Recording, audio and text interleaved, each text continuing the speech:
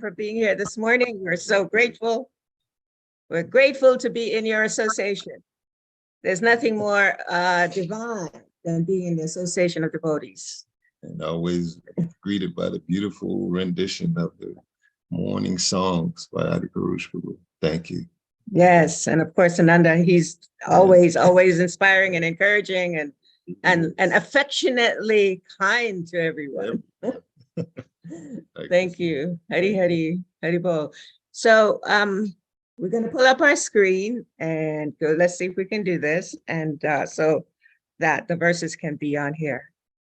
In the meantime, I'll start. Om Namo Bhagavate Vasudevaya. Om Namo Bhagavate Vasudevaya. Om Namo Bhagavate Vasudevaya.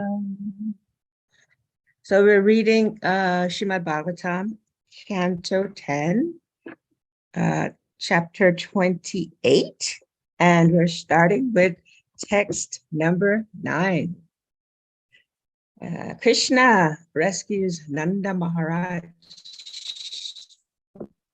Okay, Hare Krishna. Thank you, Guru. So this is a verse. We're starting with text number 9. Shri Sukha Vacha Evam Prasadita Krishna Bhagavan Ishvareshwaraha Adayatat Swapatitaram Bandhunam Chavaham Mudam. Translation: Shri Sukha Uvacha, Sukadeva Goswami said, Evam, thus proceeded to prasaditaha, satisfied, Krishna, Lord Krishna, Bhagavan, the Supreme Personality of Godhead, Ishvara, of all controllers, Ishvaraha, the Supreme Controller, Adaya, taking, Agat, went, Swapitaram, his father, Bandhunam, to his relatives, Cha, and Avaham, bringing Mudan, pleasure. Translation, Srila Prabhupada's amazing translation, Sukadeva Goswami said, thus satisfied by Lord Varuna, Sri Krishna, the Supreme Personality of Godhead, Lord of Lords, took his father and returned home, where their relatives were overjoyed to see them.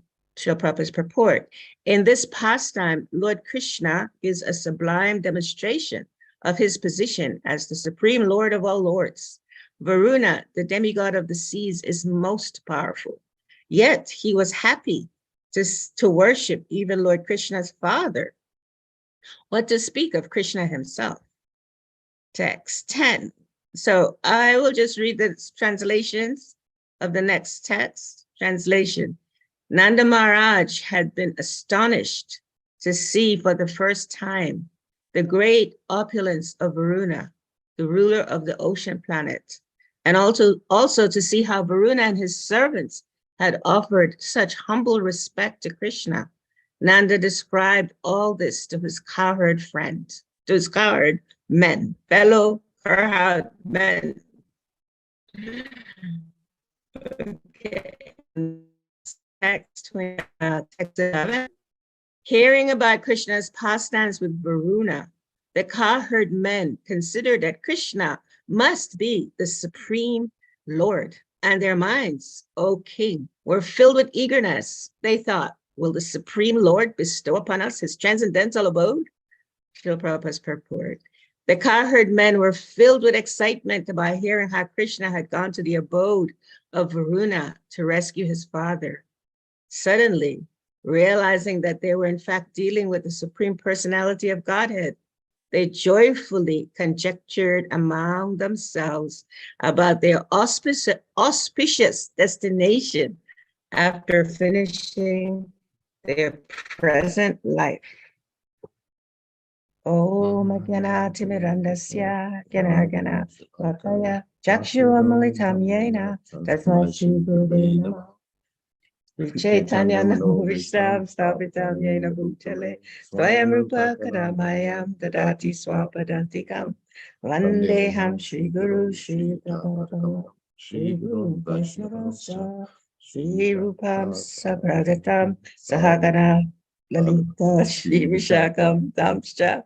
Hey Krishna Karuna Sindhu Dinabandhu Jagapate Gopesha Gopika Kanta Radha Kanta Namastute Tapta Kanchana Gorangi Radhe Vrinda Sri Vishabhanu Sute Devi Paramani Hari Sakapa Churubhyascha Kripa Sindhu Evacha Patita Nam Pavanebhyo Vaishnavebhyo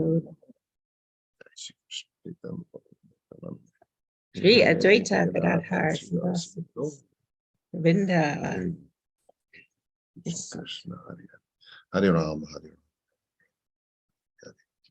Haribol, Haribol, Haribol. So we're also doing the Sunday morning, trying to be awake. So we wanted to start with simply sharing a meditation. It's actually a song, a bhajan.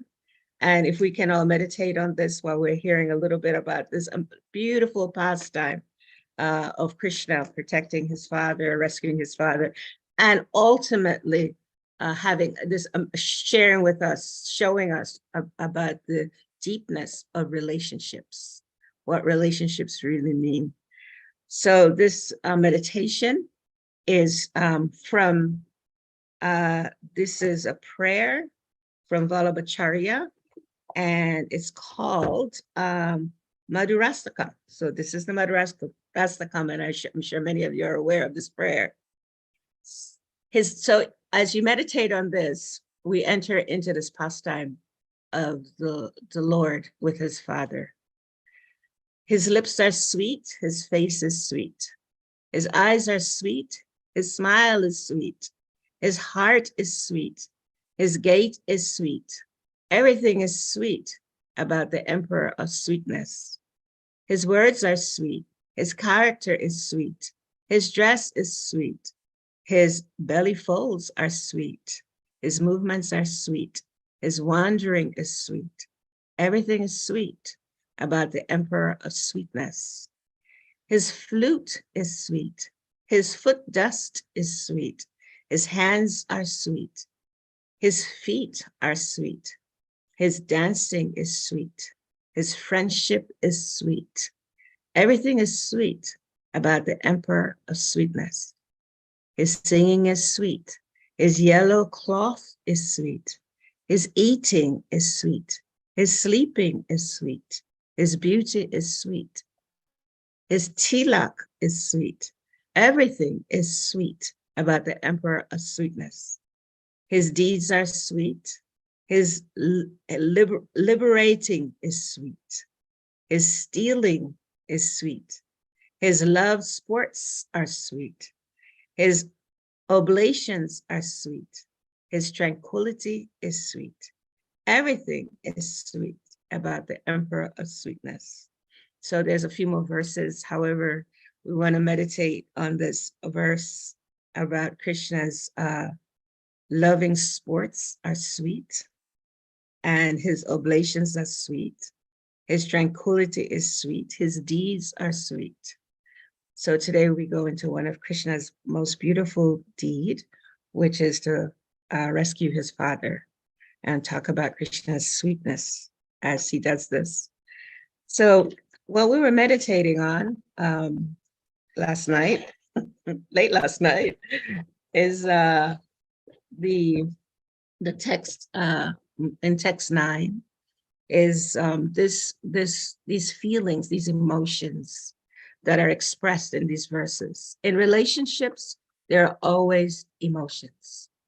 And of course, Krishna, being absolute, being most perfect, he teaches us about the ultimate of emotions, how to understand emotions that are transcendental. So in this verse, in text 9, there is this word, prashaditaha, which means satisfied. So Krishna was satisfied. So, wow, just imagine the Lord, the sweet Lord of deeds. So he's performing this activity for his father. And in this relationship with his father, we understand, we know that he now is meeting with Varuna, and he's rescuing his father from Varuna. And we know that Varuna is taking the responsibility for the mishap of his servants. We know that from past verses. This is the mood of relationship. In relationships, oftentimes you'll see parents, they take responsibility for their children, or vice versa. There's always this mood of taking on the responsibility. And when we make mistakes, sometimes parents may take the responsibility of that. Or we see in the relationship with the guru disciple, oftentimes disciples may make mistakes. I make mistakes, and the guru will always, take the responsibility of caring for the disciple, even when the disciple makes a mistake. So in this case, Varuna's servants made a mistake. And so Varuna himself, he's showing his gratitude, his appreciation to Krishna's father, and also to Krishna, mostly in this scene of this pastime. It's showing the relationship that Varuna has with Krishna, and also the relationship that Krishna has with the Brijabasis. And it's such a beautiful pastime about relationships. And so Krishna is satisfied. Krishna, the supreme personality of Godhead, the controller of controllers. So here we hear Krishna is being described as the supreme personality, Bhagavan, and he's described as a controller, Ishvara.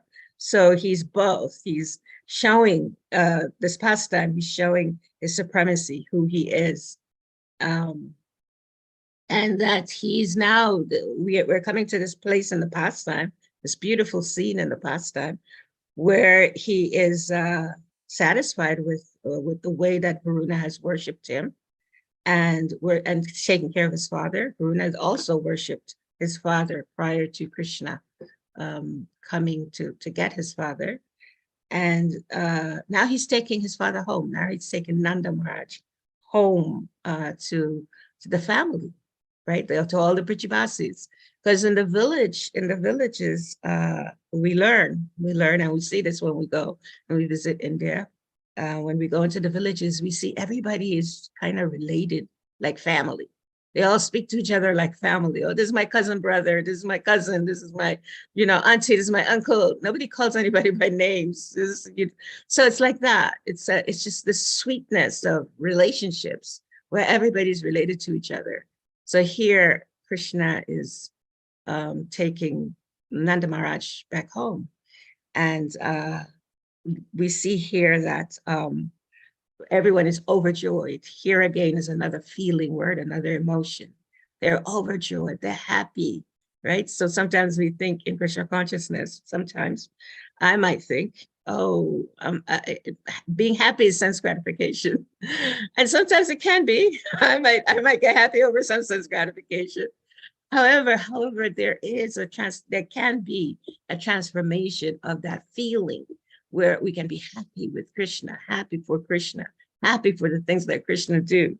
And so here, all the relatives, they're like happy because Nanda Maharaj is coming back home, and everybody's just waiting to know what happened, because he had disappeared, right, the night before. And of course, everybody was in anxiety. And we're reminded of that verse, I think it was text 3, where Prabhupada's translation, "O king, not seeing Nanda Maharaj, the cowherd men loudly cried out, 'O Krishna, O Rama.' Lord Krishna heard their cries and understood that his father had been captured by Varuna. Therefore, the Almighty Lord, who makes his devotees fearless, went to the court of Varuna." So we hear this.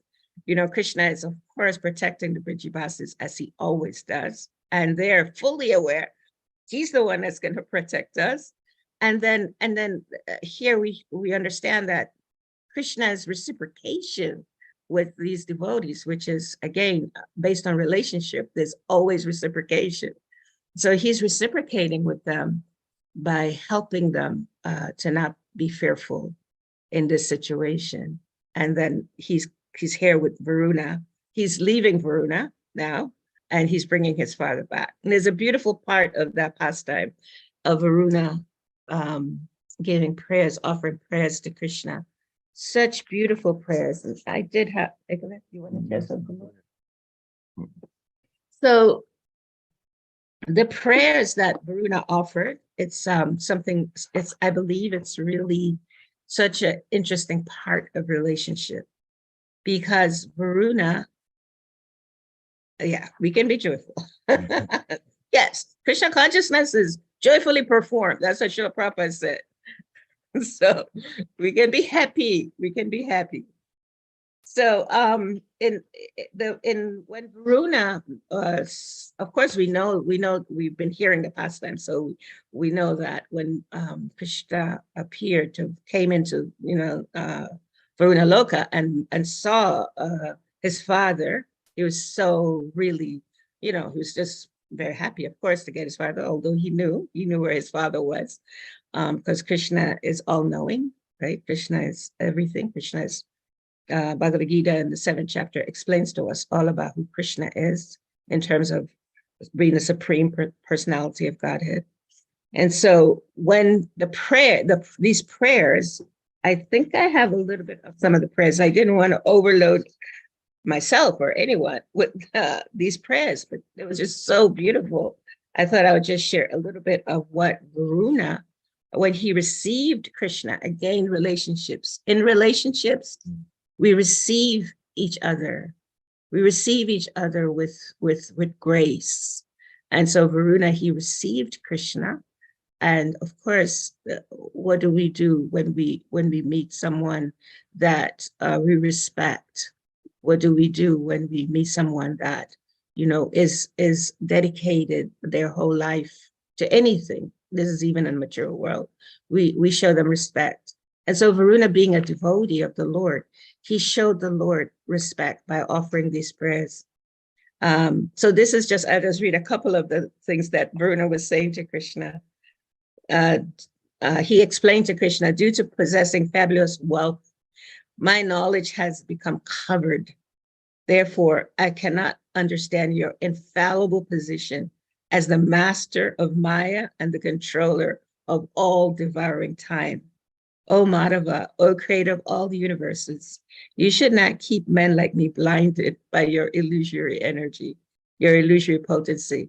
So Varuna is in the mood of, as we shared, taking the responsibility of the servant's mishap. And he's speaking to Krishna like, okay, please forgive me for being in this kind of Maya. Then another prayer, he says, though my servants think themselves very clever. Sometimes, I do that. I think myself clever. They do not have a drop of intelligence. They have committed a terrible act by bringing your father here. Yet at the same time, they have bestowed a great boon on me.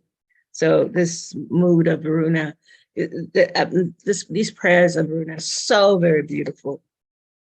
So that he offered to Krishna, because he was so happy. He was, of course, not disturbed. He was, of course, embarrassed. That's maybe a feeling he may have had, an emotion for what his servants did.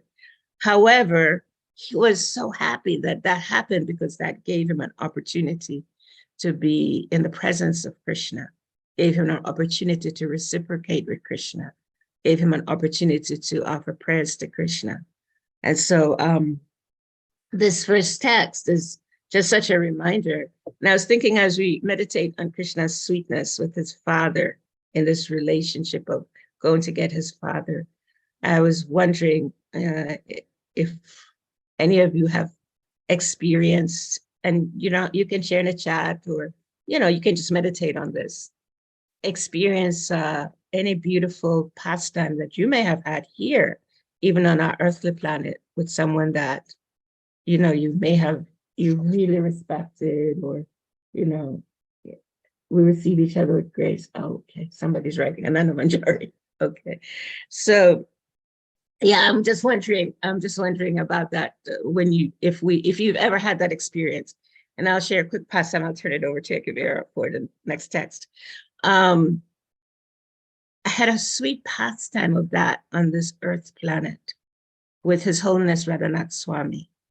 So many years ago, Ekavira Prabhu and I were in Mumbai, And for those of you that have been to Mumbai and been around the devotees in Mumbai, I know that when you've seen the way that they receive Radhanath Swami, at least for me, I get so my heart becomes soft.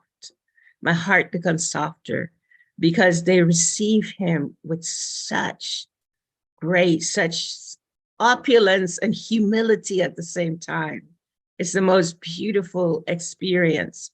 And one time we were there together at some program that was going on for Radhanath Swami, and it was a very opulent program, as they do in Mumbai. They usually do very opulent activities, and of course, Radhanath Swami had, he was the speaker at this event, and his father had come to Mumbai to meet with Radhanath Swami and to be in his association, to be in his son's association. And I was just marveling at his father sitting in the audience. And of course, they treated him with such respect. And they treated him in the same way that they treated Radhanath Swami. They're very attentive, very caring. And his father, coming from America, simple person, very sweet and simple person. He was just sitting there so humbly, just hearing his son speak and seeing all this opulence and worshiping his son. And I was just meditating and thinking, what must that be like for him? That, because later Ekavira had some opportunity to speak with him, and those exchanges were so sweet because he was just like, that's just my son. That's my son. And so in the same way, here we see this relationship with Krishna going to get his father, and his father is being worshipped. Then Krishna is being worshipped, of course, because Krishna is the Supreme Personality of Godhead. But Varuna is worshiping his father in the same way as he's worshiping Krishna. Of course, he's offering Krishna prayers. So this beautiful relationship of father and son is something that I'm guessing many people have, and perhaps you can meditate on that relationship. We just finished Father's Day, so yeah. So that's a bit of a meditation for some devotees. Thank you very much. And so in this, I'm just going to move for the sake of time, moving into verse number 11. And the cowherd men are actually exclaiming, they are thinking that, will the Supreme Lord bestow upon us his transcendental abode? And having these particular desires, thought, they want to see this transcendental abode.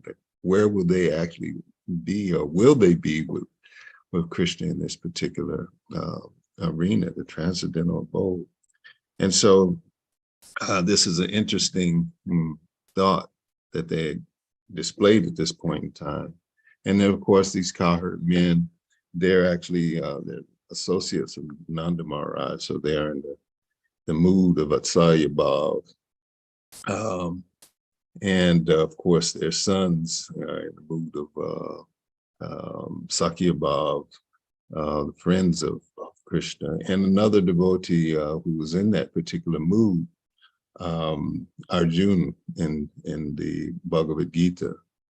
And Raja Lila is emphasizing this mood of relationships that the cowherd men have with Krishna.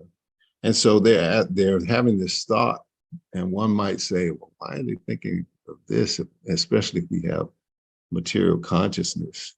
So they had so many an opportunity to ask Krishna for anything, and they're thinking about, this transcendental abode. What is this? They could have asked some other things, but they have no interest, especially of interest in any material opulence or Krishna's opulence. They're not interested in his particular opulences. They're interested in his love, his sweetness, his beauty, as described in the prayers that Rajali shared in the very beginning. And so Arjuna, as Varun Dev, he expresses in his prayers to Krishna, I don't want to be bewildered by your external energy, your Maya potency. And so in the Bhagavad Gita, the 11th chapter, Arjuna had this particular desire to see the universal form. And when he actually sees the uniform, he's bewildered by this form. And of course, when he sees it, he's like, I don't want to see this. Please take this away. And then when he actually sees Krishna in his original form, his two-handed form, he's peaceful. And this is one of the qualities of Rishikesh. He actually gives the devotee this peace of mind, because they are in the mood of loving service to the Lord, a natural position.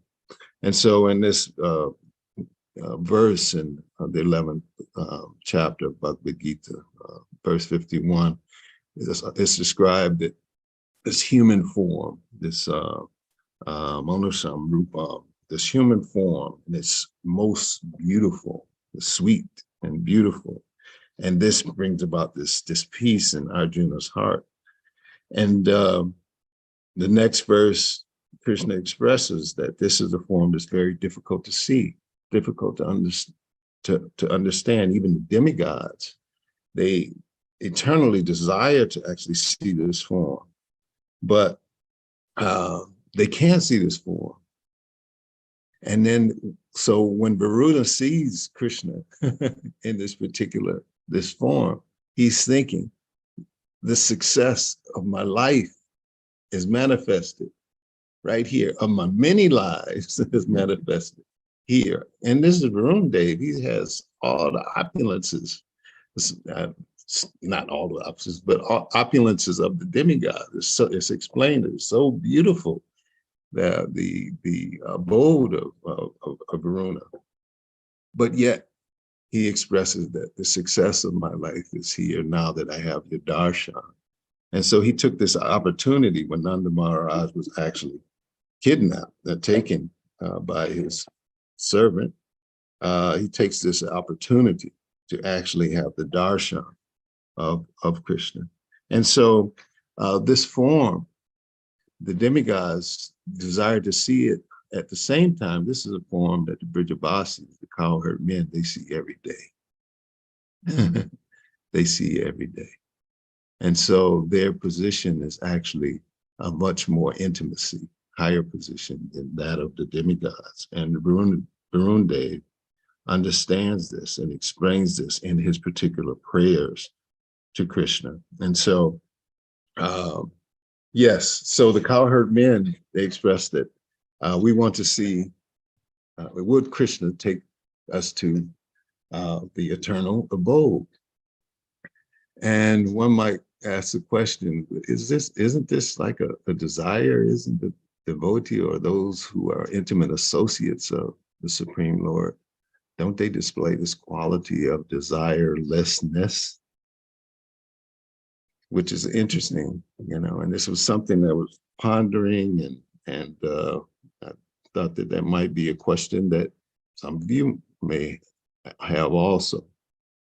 However, it's expressed that, and again, Bhagavad Gita, Krishna is referred to as Param Brahma, Param Dharma, Pavitram Param Bhavan. Arjuna is expressing, you are the supreme Brahman, the ultimate, the supreme abode, the purifier, the absolute truth, and the eternal divine person. And so Krishna and his abode are actually non-different. And so the Brijabasis, ultimately, they're saying, we want to see Krishna. We want to always be with Krishna. We want to always serve Krishna. And that is their interest, this relationship. And the relationship, as Rajali emphasized, is basically everything. And it's the highest thing.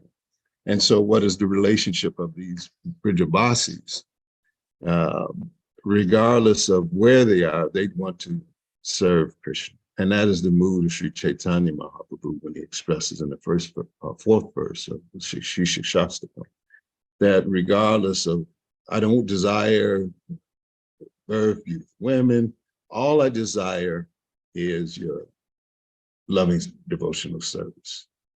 And so when the Brijabasis are meditating on, going back to Godhead or seeing the transcendental abode, this is similar to, the devotees who are, as Srila Prabhupada said, want to go back to Godhead, back to Godhead.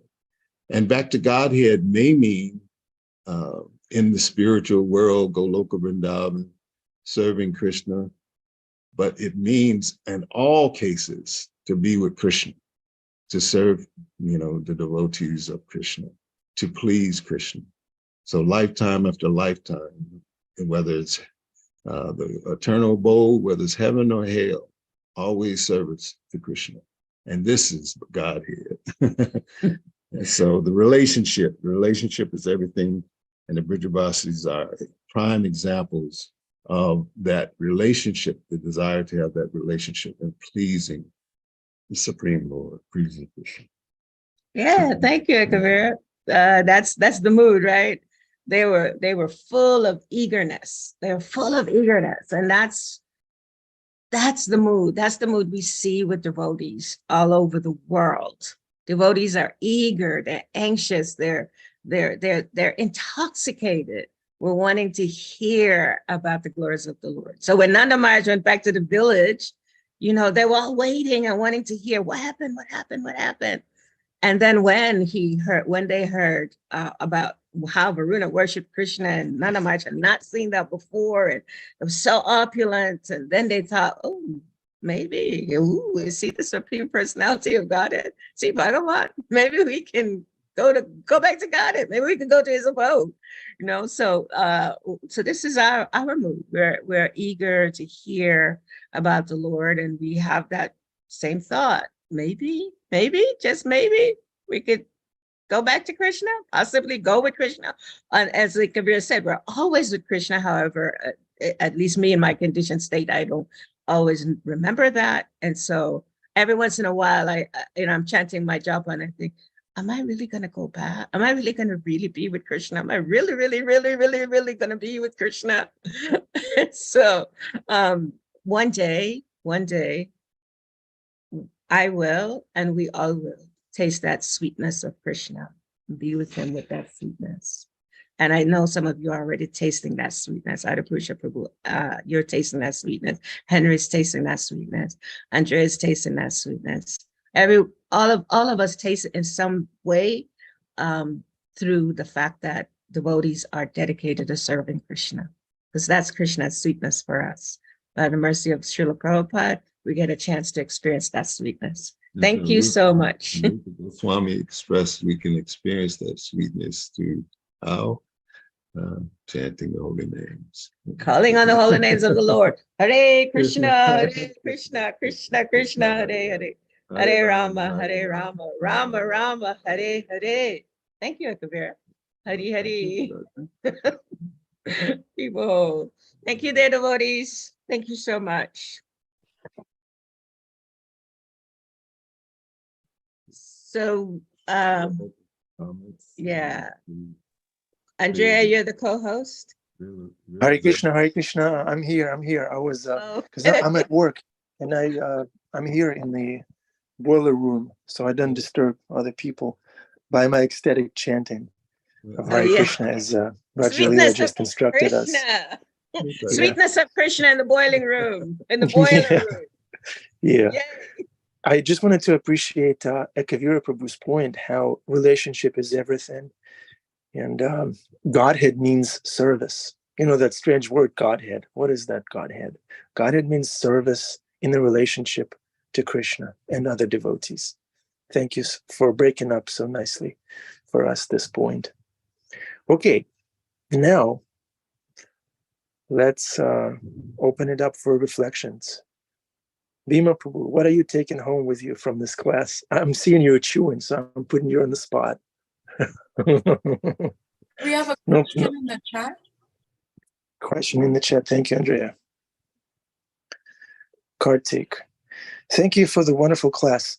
A naive question. What is the difference between Godhead and God?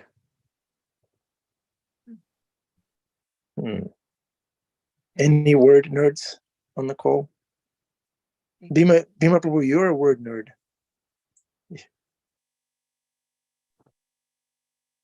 Bhima Prabhu is a poet, in case you didn't know. No. He runs a poetic society. Because I'm simply unintelligent, I write simply incipherable poems, and people call it poetry. The Christian conception of Godhead, Prabhupada took back in the 1950s as the, from what I understand, the Godhead means Krishna consciousness. It means consciousness of Krishna right now. Godhead means, this is tough, that the presence of Krishna, Godhead, is omnipresent. Goloka is omnipresent. Krishna's pastimes are omnipresent. So Godhead is, Krishna is the supreme personality. He is the cynosure of our attention, of our heart, of our focus. And as we all know, with pure devotees like Prabhupada and other pure devotees never really leave the association of Krishna, because they are part. They have realized their part and parcelness of Krishna in the here and the now. That's a long-winded thing, but it means Krishna now. It means Krishna consciousness means that Krishna is part of our life right now. Godhead. Hare Krishna. Yeah, thank you, Bhima. Yeah. I just looked that up. So in Christianity, Godhead means this Holy Spirit, the Son, and the Father. So that's called Godhead or Godhood, like personhood, neighborhood, and Godhood. So God in the hood. That's Radha Muladhar. So maybe can we just ask Adipurusha, not ask, but request Adipurusha Prabhu to send his realization. He has a glowing head. Maybe he can elaborate on Godhead. Yes. Hare Krishna. Hare Krishna. It's an intelligent question. Srila Prabhupada said there's God in the office and God at home. Right? People address the Supreme Lord as God in his official capacity as the controller and the ruler and the judge, you know. But in the Godhead, Krishna appears in different ways. And in his highest feature, like you guys were explaining, is that intimate relationship where, you know, the Supreme Lord allows us to treat him as if he's our son, as if he's our lover, as if he's our friend. And these are like very intimate kind of exchanges, less formal and sweeter. So there's the God, and then there's the supreme feature of the Lord and the closest quality of relationships. Yes. That's one thing I heard Srila Prabhupada say. Thank you. God at home or God at the office. Such a simple and profound understanding. Thank you for sharing that. Just repeating Guru, that's all. Jai Shri Prabhu. Yeah, Krishna consciousness is simple and profound. Very nicely. Anandi Manjari. Hare Krishna. Thank you so much for a wonderful class. I want to bring some points that I heard yesterday, hearing from Indradyumna Swami's lecture. And one of the things that he said was that Krishna consciousness means to fall out of love with Maya and to fall in love with Krishna. And for that to happen, Krishna has to sweep us off our feet through his beauty. And I was listening to the pastime of Radha stealing the blanket of Krishna, and it was actually very big on glorifying the holy name. And there's a part of the pastime where Krishna wants Radha to return his blanket to him, and she is very angry at him exhibiting her man, and then she says that you need to take 4 vows in order for me to return your blanket. And I really want to read these to you because they are just extremely sweet. And so the vows are: 1, it's to Krishna, that you will never trouble my gopi friends again, because she was angry about him playing jokes on the gopis. 2, that you will never leave Braj. 3, that you will always stay within my heart. And 4, that you will never leave devotees, even during the worst times of their lives. And to that, Krishna actually stopped, closed his eyes, and replied, yes, dear Radha, I promise that I will never abandon these devotees who have taken shelter of you, even when they are experiencing their most difficult times. And of course, taking shelter of Radha and Krishna means to take shelter of the holy name. And so later in the lecture, there's this beautiful quote: no one in this world has ever had contact with the taste of the ambrosia flowing from Krishna's lotus feet. Yet the associates or devotees of Lord Chaitanya are familiar with these liquid mellows through their personal experience.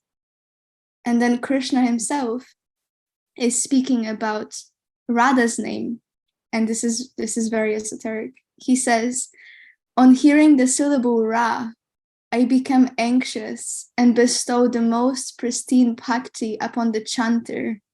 On hearing the syllable Tha, I personally followed the chanter in order to hear the chanting of the name Radha. That's all I wanted to share. Thank you so much for this sweet, sweet, sweet class. Hare Krishna. Thank you, Ananda, for adding more All you wanted sweetness. to share. All. So much sweetness. Krishna is so sweet, so sweet, so sweet. I'm going to bring it back real quickly to our realm. And I'm just wondering, my mind, my intelligence caught something you said.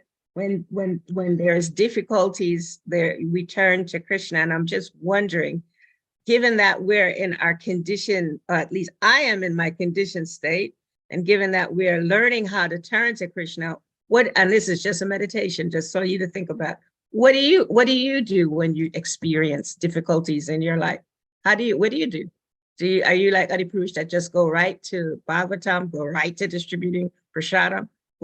How do you find that relief? And be honest with yourself. Just think about it. A wonderful question.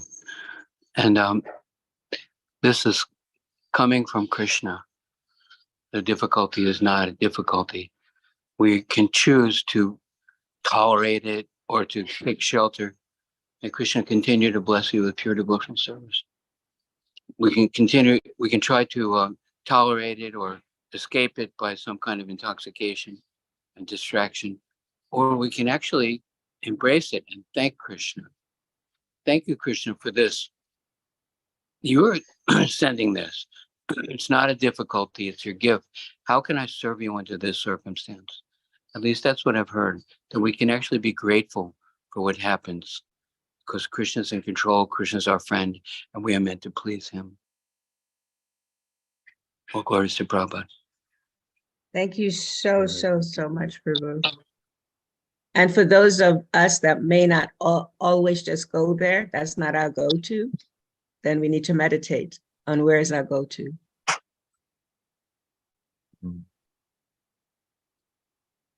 Ekavira was explaining so wonderfully how they were talking about going to the spiritual world, and the main feature is to be with Krishna and to serve Krishna. That, you might think, oh, it's so beautiful, and there's flowers and there's nice chirping birds and this and that, but the most wonderful aspect of the spiritual world is to be with Krishna. He was explaining that, and we just reflecting. You said it. Fantastic. Wonderful. Hari Hari. Replying with comments, so it gets. Okay. Thank you, Adi, for encouragement. Okay, we have something in the chat from Ina.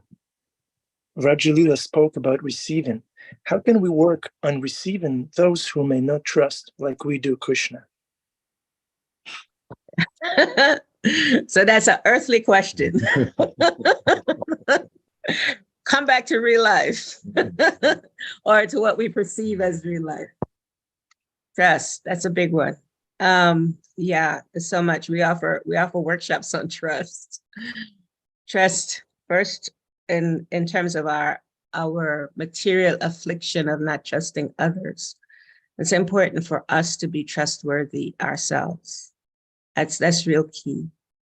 If we are trustworthy ourselves, and if we are really understanding ourselves and honest with ourselves, we check ourselves. You know, when we were very new, we're still very new devotees. Bhakti Tirtha Maharaj used to have us do an exercise. He would have us have a little book, a little notebook that we would carry around with us. And we would ask the devotees, you know, what is it that we need to work on? And they wouldn't always be, so sometimes they were not that kind. And because, you know, sometimes devotees see us better than we see ourselves. And so he would share with us, reflect on whatever you receive from those devotees and see how you can work on those things. Don't try to hide from hearing feedback, getting feedback for yourself. So we grew up as new devotees, always being reflective of our own behavior. And in that way, we saw that it was easier for at least for those of us that was trying to do that sincerely. We really saw that we ourselves had, you know, so many things that we needed to change, to transform. We needed to take so much more shelter of the holy name.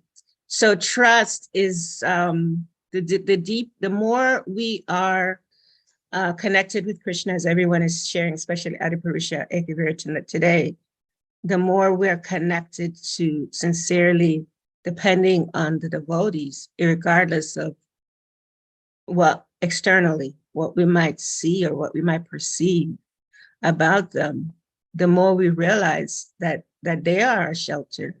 They really are our shelter.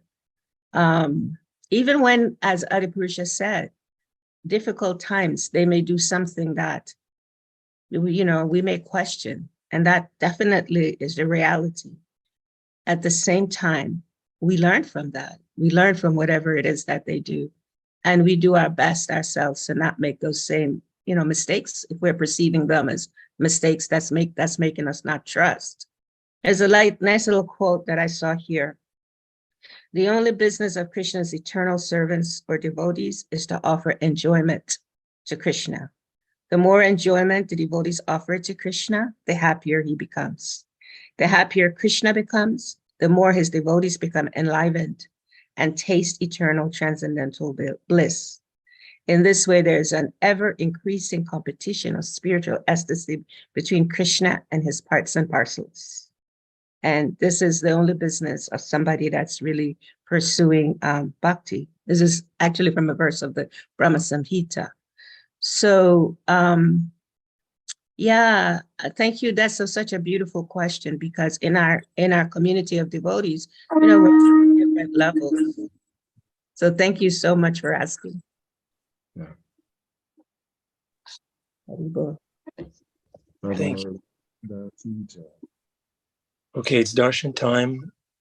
I see Scarlett and Venetia turn their cameras on. Very brave, very nice. They have nothing to hide. Hemangi has nothing to hide. Okay, if you can, turn on your cameras. Darshan is a two-way street. Yes, thank you so much, Prabhu, and all the devotees. Thank you for being present. Nanda Bihari, Prabhu. All right. Thank you for this glorious service that you do. And thank you for including us. Hare Krishna, of course. Srila Prabhupada builds the house where everyone can live. Okay, there they are. Hi. Good.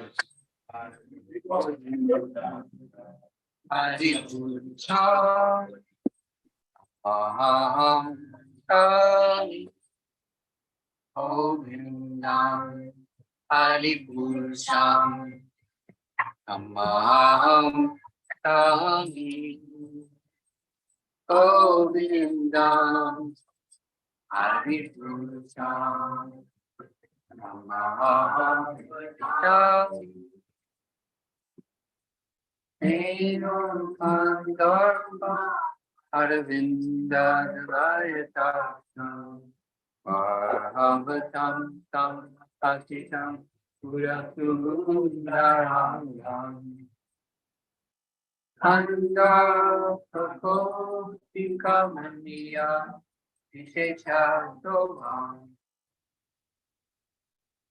Govindam Haripurusham Namaham Kami Govindam Haripurusham Namaham Kami Govindam Haripurusham Namaham Kami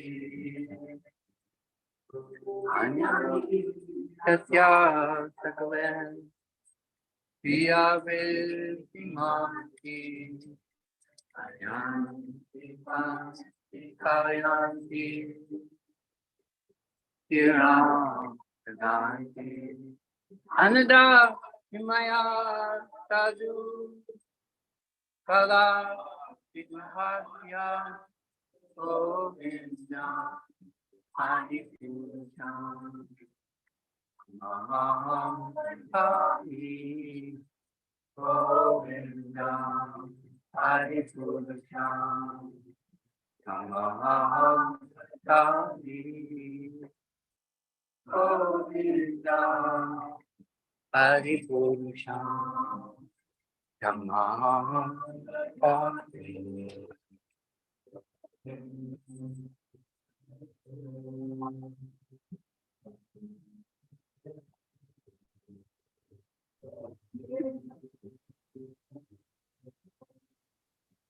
Okay.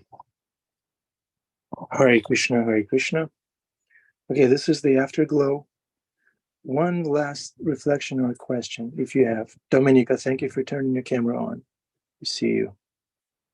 One last reflection, one last question. Hemangi, all right, your brother-in-law is here. Okay. What's your takeaway from this class? I'm actually very grateful to both Prabhuji and Mataji that they're leading such an amazing life back over there at Geetanagari. And with such sincere heart, they have expressed the sweetness that they have experienced in such a long time of Krishna in their hearts to all of us. Very, very grateful to them. Yeah, good point. Good point. We're all here because we've experienced this sweetness of the Emperor of Sweetness through Vraja Lila in Ekavira's class, through Bhima Prabhu's jokes, through Andrea Prabhu's co-hosting. Yeah, this is how Krishna plays out in our life. Absolutely.